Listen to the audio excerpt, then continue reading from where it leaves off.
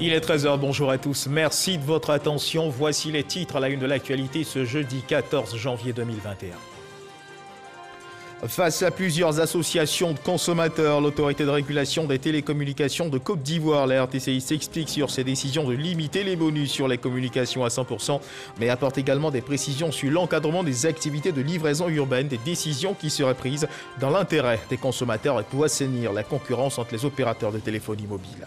Et puis trop de déperditions constatées dans le recouvrement des recettes fiscales municipales. Pour inverser la tendance et mettre de l'ordre, l'Union des villes et communes de Côte d'Ivoire, l'UVIC propose comme solution la mise en route de nouveaux timbres dits sécurisés et la digitalisation des moyens de paiement. En Ouganda, après une campagne électorale tendue, les électeurs aux urnes ce jeudi pour le scrutin présidentiel, le président sortant Yoweri Museveni brigue un nouveau mandat, le 6e, face à 10 autres candidats, dont le plus populaire, le député et ancien chanteur Bobi Wine. Voilà pour l'essentiel. Oui, bonjour à tous. Un détachement des casques bleus ivoiriens engagé au sein de la mission multidimensionnelle intégrée pour la stabilisation du Mali en mission de reconnaissance au Mali a été l'objet d'une attaque. À la suite de cette attaque, ce communiqué produit par l'état-major des armées de Côte d'Ivoire, je vous invite à suivre ce communiqué qui est lu par Abdoulaye Koné. Ce jour, mercredi 13 janvier, aux environs de 12h30 GMT, un détachement de casques bleus ivoiriens engagé au sein de la mission multidimensionnelle intégrée pour la stabilisation au Mali, MINUSMA, en mission de reconnaissance, a été l'objet d'une attaque de groupes armés terroristes à 95 km environ au sud de Tombouctou. Celle-ci a consisté en l'emploi d'engins explosifs improvisés, au contact duquel un des véhicules blindés a explosé et de tirs directs. L'ennemi a été repoussé. Pour l'heure, le bilan fait état de 3 casques bleus ivoiriens tués et de 4 autres blessés. Des renforts aériens constitués d'hélicoptères d'attaque et d'aéronefs médicalisés ont été immédiatement déployés sur le terrain en vue de procéder à un ratissage de la zone d'une part et évacuer les blessés vers les structures médicales d'autre part. Le chef d'état-major général des armées présente ses condoléances aux familles des militaires tombés au champ d'honneur et formule des vœux de prompt rétablissement aux blessés. Fait à Abidjan, le 13 janvier 2021, le général de corps d'armée, Lassina Doumbia, chef d'état-major général des armées. Et justement, suite à cette attaque, le Premier ministre, chef du gouvernement, ministre de la Défense, a été informé dans l'après-midi de l'attaque, donc perpétrée contre ce détachement de casques bleus ivoiriens engagé au sein de la mission multidimensionnelle intégrée pour la stabilisation au Mali, la MINUSMA, en mission de reconnaissance au sud de Tombouctou. Rappelant que cette attaque aura coûté la vie à 3 de nos vaillants soldats, le sergent chef Bakayoko Adama du 3e bataillon d'infanterie, le sergent Guiégui Armand du 1er bataillon d'infanterie, le caporal Bomba Mustapha des forces spéciales. Le Premier ministre Ahmed Bakayoko, ministre de la Défense, s'incline devant la mémoire de ces soldats à tomber au champ d'honneur, présente au nom de son Excellence, Monsieur le Président de la République Alassane Ouattara, chef suprême des armées, ses condoléances à leur famille et à l'ensemble des armées. Il exprime aussi sa compassion aux blessés et leur souhaite un prompt rétablissement. Sachez également qu'il apporte son soutien à leurs camarades encore présents sur le théâtre des opérations. Le Premier ministre, chef du gouvernement, ministre de la Défense, réaffirme la détermination du gouvernement ivoirien à œuvrer dans le cadre de la MINUSMA à la restauration de la paix et de la stabilité au Mali. Et on change de registre pour parler cette fois de ces explications de l'autorité de régulation des télécommunications de Côte d'Ivoire qui ont été apportées à plusieurs associations de consommateurs au sujet de la décision du régulateur de limiter les bonus sur les communications à 100%, mais également des précisions sur l'encadrement des activités de livraison urbaine. Selon la RTCI, ces décisions prises ont pour vocation d'assainir la concurrence entre les opérateurs, assurer la protection des consommateurs et favoriser le développement du marché de la téléphonie mobile. Jean-Louis Bango. S'il n'y a pas de bonus, mon cher, il y a fait peut-être 500 par jour, ça c'est compliqué pour moi, c'est un budget. Ils n'ont qu'à bien nous expliquer leur histoire parce qu'on ne comprend plus rien. Nous n'avons pas tous les moyens de recharger en grande quantité. Donc on profite des bonus pour pouvoir appeler des proches, pouvoir prendre les nouvelles des proches. Non, je ne suis pas d'accord au fait. La décision de limiter les bonus de communication à 100% demeure plus que jamais au centre des préoccupations. Face à l'indignation pour les uns et à l'incompréhension pour les autres, la direction de l'autorité de régulation des télécommunications de Côte d'Ivoire, ARTCI, a voulu apporter ses précisions. La mesure de la limitation des bonus à 100% découle du constat que les bonus à 200%, voire même 400%, trahissent une tarification abusive des services en dehors des promotions qui ne profitent pas réellement aux consommateurs. En plus de cette limitation, la RTCI impose désormais le maintien par les opérateurs des bonus acquis par le consommateur en dehors de leur durée de validité. Si tel est qu'on a la possibilité de faire de manière permanente des réductions à 203, 300, 400, 500%, pour nous, en tant que régulateurs, l'objectif poursuivi, c'est des tarifs abordables pour le consommateur. Donc, autant lui communiquer le vrai tarif, plutôt que de maintenir de manière artificielle des tarifs à un certain niveau et chaque jour de le maintenir à l'année par rapport à une éventuelle promotion à 200, 300, 400, 500%. Des bonus limités à 100%, mais également des livreurs urbains désormais appelés à se conformer à la loi. L'RTCI n'a mandaté personne pour confisquer les motos des livreurs urbains. On n'a pas dit ça. C'est fait un peu de petits métiers, mais c'est déjà qu'ils gagnent leur vie avec ça. Il faut les encourager, il faut les soutenir. Pour les associations de consommateurs qui ont pris part à cette séance d'explication, cet exercice aura grandement contribué à éclairer les lanternes. Nous partons rassurés sur le fait que les bonus n'ont pas été totalement suspendus, seulement ces bonus ont été encadrés dans l'intérêt des consommateurs. Cette mesure aurait dû venir beaucoup plus tôt que maintenant parce qu'on nous annonçait des bonus élevés. Ça devait faire tic dans la tête des consommateurs pour dire mais pourquoi on nous offre tant de bonus? Ça devait nous interpeller sur le prix même qui était pratiqué. Tout en assurant exercer à travers cette décision sa mission de régulation du secteur, la RTCI continue les négociations avec les différents acteurs du secteur. Ainsi, une ultime rencontre de concertation est-elle prévue ces prochains jours avec ceux de la livraison urbaine. Et direction les champs studieux de l'Université de Côte d'Ivoire, les candidats au doctorat sont inquiets depuis quelques jours. Tenez, depuis le lundi 11 janvier dernier, la question des nouveaux frais d'inscription pour le doctorat perturbe leur sérénité. Est fixée à 590 000 francs contre 90 000 francs CFA les années antérieures. Ces nouveaux frais d'inscription pour le doctorat divisent les dirigeants de l'université et leurs apprenants. Qu'en est-il réellement? Pourquoi une augmentation? À quoi serviront ces fonds? Et à qui profitent-ils? Sephora Zegui, notre reporter, s'est posé toutes ces questions dans cet élément reportage. Fabrice est étudiant en droit à l'université Félix Houphouët-Boigny de Cocody. Ce matin, c'est à la bibliothèque que nous le rencontrons et il a du mal à se concentrer. Il vient d'apprendre que les frais d'inscription pour le doctorat qui étaient fixés à 90 000 francs seront multipliés par 6,6, soit 590 000 francs dès la rentrée prochaine. De quoi inquiéter cet étudiant. Que les autorités comprennent la situation et qu'ils reviennent sur les décisions et qu'ensemble, on puisse retrouver tout moyen pour résoudre cette question. Les étudiants sous le choc, nous nous rendons au siège de la FESI, leur principal syndicat. Nous y trouvons d'ailleurs le Bureau national en séance de travail sur la question. Le projet de création des écoles doctorales fait partie des normes du 6e LMD. Quand on parle de 6e LMD, on parle de licence, master, doctorat.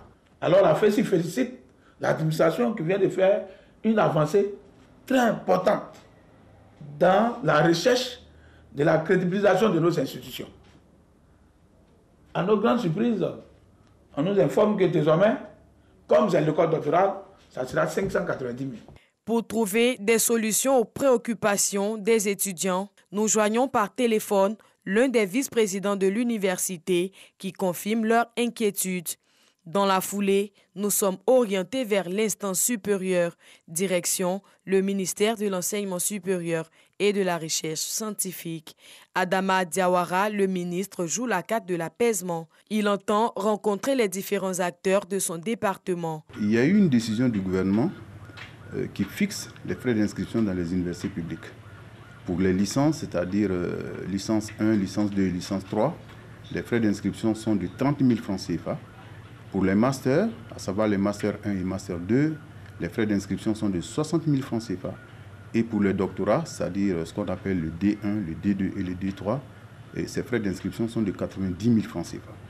Jusqu'à ce qu'une nouvelle décision du gouvernement modifie la donne, pour le moment, il est clair que les montants que je viens de vous donner sont ceux que les étudiants doivent payer. Pour rappel, depuis le 11 janvier 2021, la toile est alimentée par des informations relatives à une augmentation des frais de scolarité du doctorat, ce qui a suscité des interrogations au niveau des étudiants. Mais le gouvernement dit être à pied d'œuvre pour trouver des solutions durables aux problèmes de l'enseignement supérieur et de la recherche scientifique. Un reportage de Sephora Zegui et un autre champ d'inquiétude se fait entendre, celui manifesté par l'Union des villes et communes de Côte d'Ivoire, l'UVIC aussi, qui s'inquiète de la disparition récurrente de recettes municipales et cela dans des conditions de flou total. Pour remédier à cette situation, l'Union des villes et communes de Côte d'Ivoire, en accord avec le gouvernement, a décidé de moderniser ses systèmes de recouvrement de recettes fiscales par la digitalisation des moyens de paiement, mais aussi et surtout par la mise en route de nouveaux timbres qui ont été présentés à Abidjan et qui devrait permettre de multiplier par 3 les gains des communes. Lancine Bakayoko. À compter du 1er février 2021, de nouveaux timbres hautement sécurisés vont être mis en circulation pour recouvrer les taxes municipales. L'opération de production de timbres sécurisés est engagée sous l'égide du gouvernement et implique un certain nombre de ministères qui chacun joue son rôle à l'intérieur de cette opération pour que les collectivités puissent construire leur autonomie. Ces nouveaux timbres faits de matières spécifiques, magnétisés, non lavables et dégradables au contact de l'eau, vont en effet permettre d'éviter les fraudes. Des fraudes qui font perdre des ressources importantes aux mairies. Avec la mise en œuvre des valeurs inactives sécurisées, à savoir les timbres, nous parviendrons à juguler, à arrêter et éradiquer les fraudes constatées par le passé pour que finalement les ressources destinées à l'action municipale soient correctement collectées au bénéfice de nos concitoyens. En ce qui concerne la distribution, elle se fera via le réseau des services décentralisés du Trésor public. Plus question donc pour les communes de l'intérieur de venir s'approvisionner à Abidjan. Ce changement de timbre rentre dans le cadre d'une vaste réforme de modernisation des mécanismes de collecte des ressources municipales. La mise en œuvre de tous ces mécanismes permettra de renforcer à la fois les capacités de nos agents et d'autre part permettra une meilleure traçabilité de nos ressources, l'augmentation de nos recettes. Pour permettre aux usagers de s'approprier cette politique d'optimisation des ressources fiscales, une campagne de sensibilisation est prévue du 17 au 27 janvier. Des missions seront envoyées dans les 31 régions pour présenter le nouveau timbre et surtout expliquer le mécanisme de basculement. Et loin des chemins de l'inquiétude, des jeunes sont désormais rassurés sur leur prochaine activité professionnelle. 172 jeunes issus de familles défavorisées des communes d'Abobo et Cocody pourront désormais exercer des métiers de leur choix. Couture, mécanique, automobile, électronique, menuiserie, coiffure et bien d'autres. Gagner honnêtement leur vie et contribuer au bien-être de leur famille, cela est désormais possible grâce à une formation dont ils ont bénéficié. Ils ont reçu leur attestation de fin de formation et des dons en équipement professionnel. Yolande Yassé, la marraine, et le nonce apostolique du Saint-Siège en Côte d'Ivoire ont exhorté les bénéficiaires à faire bon usage du matériel offert. Walter Amadou Ouattara. Mimique de réparation automobile, présentation de travaux en pâtisserie, défilé de mode et de coiffure, des moments clés de cette cérémonie annuelle de remise de certificats aux apprentis. Des jeunes, hommes et filles, vulnérables et déscolarisés âgés de 16 à 28 ans, issus des communes de Yopougon, Abobo et Cocody. Après en moyenne 3 années de formation, ils reçoivent des équipements pour exercer le métier de leur choix grâce à l'ASMU, Action sociale en milieu urbain et ses partenaires, dont la République fédérale d'Allemagne. J'invite tous mes camarades à faire bon usage de tous ces équipements et de cette formation que nous avons reçue de la part de l'ASMU. Les personnalités invitées exhortent les jeunes débutants dans le monde professionnel à s'investir sérieusement dans leurs différentes activités afin d'être autonomes. Tout en saluant le courage et la détermination dont vous avez fait preuve tout au long de votre formation, sachez, chers frères et sœurs, que c'est la persévérance, c'est la discipline et c'est l'amour du travail bien fait qui garantissent votre succès.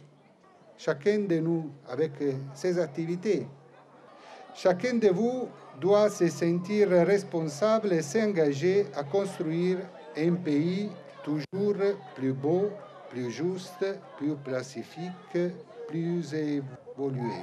L'Institut social ASMU du Centre de recherche et d'action pour la paix CERAP forme et accompagne de manière individuelle près de 400 jeunes chaque année. Voilà, et s'il n'y a de richesse que d'hommes, il convient que ceux-ci connaissent une bonne santé. C'est pourquoi il ne faut surtout pas relâcher dans le respect des mesures barrières contre la Covid-19. Le nombre de nouveaux cas enregistrés depuis quelques semaines est en hausse.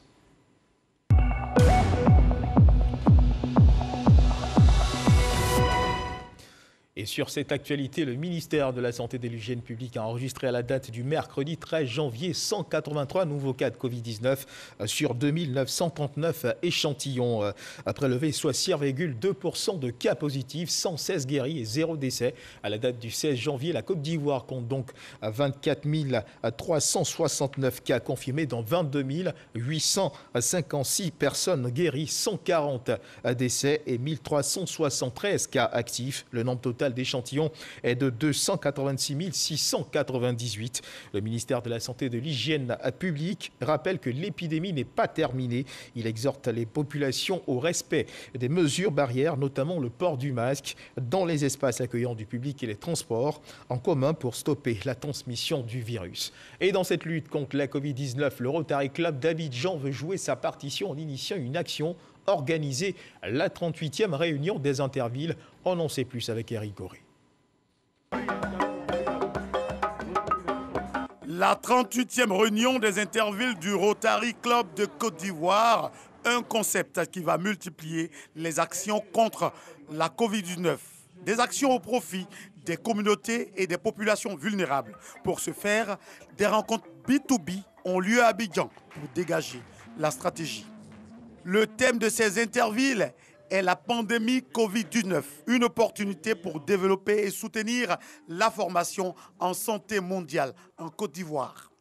Le Rotary Club de Côte d'Ivoire prend clairement position contre cette pandémie en intensifiant ses actions sur le terrain. Très bientôt. Quand vous regardez l'actualité, vous voyez que dans les pays industrialisés, la pandémie n'épargne aucun pays. Et même en Côte d'Ivoire, nous avons des cas de décès dus à cette pandémie. C'est une maladie qui agit de façon discrète dans la population et qui fait des ravages. On sait d'abord avant de penser à nous. Et au-delà de l'action qui est notre raison d'être, nous allons nous retrouver pour parler des problèmes des peuples, pour arrêter des stratégies, faire le bilan de l'année écoulée et voir qu'est-ce qui a marché, qu'est-ce qui n'a pas marché, pour nous permettre d'être encore plus efficaces sur le terrain. Le Rotary est un réseau mondial d'1 200 000 hommes et femmes qui posent des actions communautaires depuis 110 ans. En Côte d'Ivoire, le Rotary Club est présent depuis 60 ans et compte plus de 700 000 membres. À Beaunois, le sport est utilisé comme facteur de réconciliation après les tristes événements survenus dans la ville au cours de la période électorale précédente. Un tournoi de football réunissant les jeunes des différentes communes de Grand Bassam a été organisé pour renforcer le climat de paix et de cohésion sociale. La finale de ce tournoi a été l'occasion pour le ministre Eugène Akaawele, le représentant d'Ibrahim Magassa, de saluer la détermination des jeunes à aller à la paix. Mamadou Kouassi. Le sport comme vecteur de cohésion et de réconciliation. À Beaunois, ce message a été bien compris. Désormais, c'est l'arme utilisée pour ramener la paix et la cohésion depuis les récents événements de 2020. Un tournoi de football dénommé le tournoi de la réconciliation et de la cohésion a réuni 14 équipes du département de Grand Bassam. Et pour chacune des équipes, des dispositions particulières ont été arrêtées. On a voulu, pour que la cohésion soit ressoudée, imposer aux équipes qu'il y ait dans toutes les équipes toutes les composantes que ce soit les Malinqués, les Abourés, les Agnis, tout le monde. Voilà, et ça a été véritablement suivi. C'est une initiative qui est très noble, puisqu'elle s'inscrit véritablement dans la vision du président de la République, qui est une vision de paix, de solidarité, de cohésion sociale. Et il était important que nous montrons un autre visage aux yeux de la nation, surtout aux yeux de nos concitoyens. Et c'est pourquoi nous voulons définitivement tourner les pages sombres de 2020 et arborer 2021 avec enthousiasme. À la finale de ce tournoi tenu le week-end dernier, le ministre et jeune Akaolé, président du conseil régional Sud-Comoé, s'est réjoui de l'initiative des jeunes. Il les invite à œuvrer davantage pour la cohésion et la paix. Aux joueurs, il a eu un message particulier. Que nous voulons une compétition fraternelle, amicale, qui va se passer selon l'esprit du fair play. Le moment est plus que jamais venu pour que nous retrouvions Bonois, que nous connaissions par le passé. Vous, les jeunes de Bassam, jeunes de Bonois, permettez-nous de vivre la paix que nous connaissons dans le Sud-Comoé. Au terme de cette finale, la coupe est revenue à l'équipe de Grand Bassam sur un score de 3-0 face à une équipe de Bonois. Rendez-vous a été pris pour la prochaine édition avec plusieurs équipes pour promouvoir davantage le vivre ensemble et la paix à Bonois. On parle toujours de cohésion sociale. Le ministre Maurice Kwaku Bandama, actuellement ambassadeur de la Côte d'Ivoire en France, en séjour dans le pays, est en tournée dans les localités du département de Tahabo. Accompagné des élus, des cadres de la chefferie traditionnelle, il s'est fixé pour objectif d'engager les populations à la paix et à la cohésion sociale. Eugène Atoubé. Tahabo, connu pour être une cité paisible, a été hier le théâtre d'affrontements entre militants de partis politiques lors de l'élection présidentielle d'octobre 2020. Aujourd'hui, la population décide à nouveau de vivre ensemble et se mettre au-dessus des clivages politiques. Acteurs de ce retour à la paix et à la cohésion sociale, les autorités administratives et les chefs coutumiers, conduits par le ministre Maurice Kwaku Bandama. Les jeunes, les femmes, les chefs ont bien reconnu les mains obscures qui ont œuvré à cette situation. Et bien, nous dirons ce qu'ils ont pris comme engagement, m'ont chargé de traduire à son esprit tous leurs regrets. Et ils ont pris l'engagement de se mettre toujours à ses côtés pour bénéficier des bienfaits du développement. Ils ont déployé toute leur énergie pour que Tahabo retrouve sa vie harmonieuse d'avant trouble. J'ai pris l'engagement que je verrai mes pères, je verrai les jeunes, je verrai les femmes pour que cette paix soit maintenue. Et que pour les élections à venir, tout se passe dans la sérénité. Je voudrais appeler tous les frères, tous les cadres du département de Tahabo à faire bloc afin qu'ensemble, nous puissions travailler pour la cohésion, le développement de notre département. Quand il y a de développement, il n'y a pas de couleur politique. Et aujourd'hui, la personne qui peut nous aider à développer Tahabo, c'est le président Alassane Ouattara. Les cadres de Tahabo prennent l'engagement d'apporter leur contribution au renforcement de la cohésion sociale à Tahabo et dans tout le département. Dans cet élan, le ministre Maurice Kwaku Bandama, par ailleurs ambassadeur de Côte d'Ivoire en France, a annoncé des missions de sensibilisation des chefs de village de Tahabo et de tout le département dans la perspective des législatives, élections que la population souhaite calmes et sans violence. Et puis le ministre de l'économie et des finances, Adama Coulibaly, a lui récemment apporté de la joie à plusieurs familles à Dimbokro. Il leur a fait don de vivre et non vivre afin de leur permettre d'entrer dans de bonnes conditions en 2021, mais surtout de tenir après la période des fêtes qui, dans la plupart des cas, on le sait, au regard des dépenses effectuées, affecte rigoureusement les portefeuilles. Le récit de Cheikh Koné. Plus de 200 familles vulnérables, des malades du centre hospitalier régional, des nouveau-nés ainsi que des pensionnaires du centre de protection de la petite enfance ont tous été bénéficiaires de l'action sociale de haute portée menée par le ministre de l'économie et des finances, Adama Coulibaly, à Dimbokro. Une action saluée à sa juste valeur par les populations. Celui qui offre un orphelin, c'est à Dieu qui l'a donné. Donc ce matin, c'est à Dieu que vous avez donné. Que Dieu vous bénisse aussi. Vraiment, je suis très heureuse, puisqu'on ne s'attendait pas à ça. Et vraiment, je dis un grand merci au ministre. Ces vivres et non-vivres composés notamment de sacs de riz, d'oignons, de pommes de terre, de cartons d'huile, de cartons de pâte alimentaire, de savon, d'eau de javel et de kits de maternité ont été remis par le vice-président de l'Assemblée nationale, Yao Séraphin, représentant le donateur. Il a fait savoir qu'il s'agit pour le ministre Adama Coulibaly, à travers cet acte, d'apporter une réponse aux difficultés de nombreuses familles défavorisées. Chaque année, pendant les fêtes de fin d'année, le ministre apporte son soutien aux familles défavorisées, aux familles vulnérables.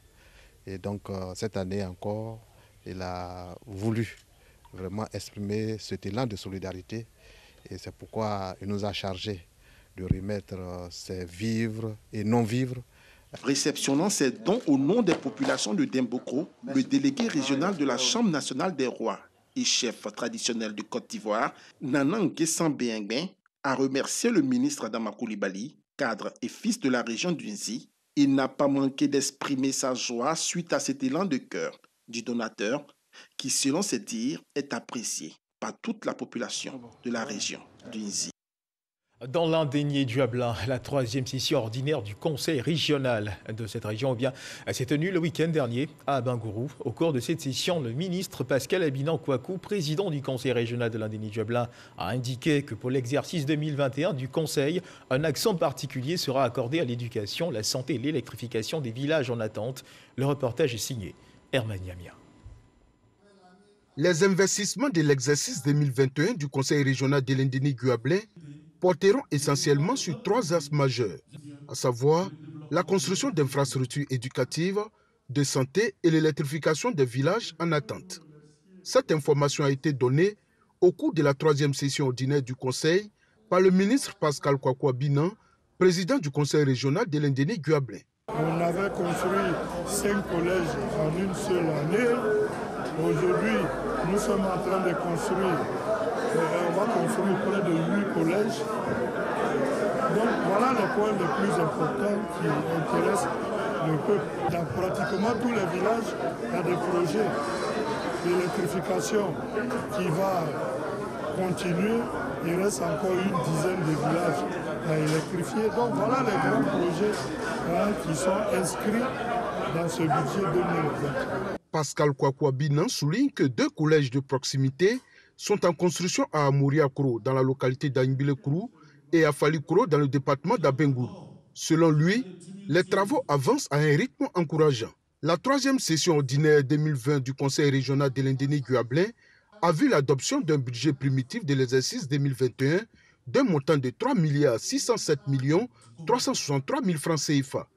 Ce budget est en baisse d'un montant de 203 903 000 francs CFA par rapport à l'exercice 2020. C'est une question de gestion de la trésorerie de l'État. Et donc cette année, l'État a estimé, selon certains critères, que le budget de la région doit subir une baisse de 200 millions. Il y a des gens qui ont subi des montants plus importants que nous. Le président du conseil régional rassure que malgré cette baisse du budget, tous les engagements seront tenus.